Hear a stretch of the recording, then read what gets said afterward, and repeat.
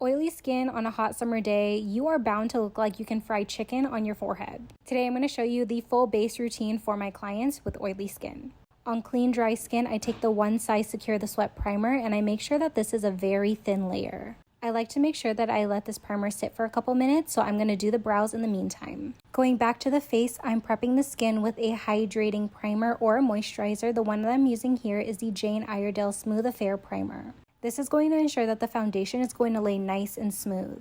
Again, I let this primer sit on the skin, so I did her eye makeup, and now I'm revisiting her face with the Touch in Sol No Poreblem Primer, which is my holy grail primer. I've talked about this for years. And now I'm going into foundation. The foundation I'm using is the Fenty Beauty Pro Filtr Matte Foundation, and I believe I use the shade 290. I follow this up with a sponge to really press it into the skin. For concealer, I decided to do Tarte Shape Tape because it's super full coverage and I find that it works really great on oily skin. I also wanted to bring some dimension back to her face with a little bit of a cream bronzer, and for that I actually use a darker foundation. It helps build up the coverage and it looks more seamless. I'm using the Estate Cosmetics Fig Blush and it's so gorgeous on her skin tone. And now that the liquid products are out of the way, we are now going into the powder counterparts.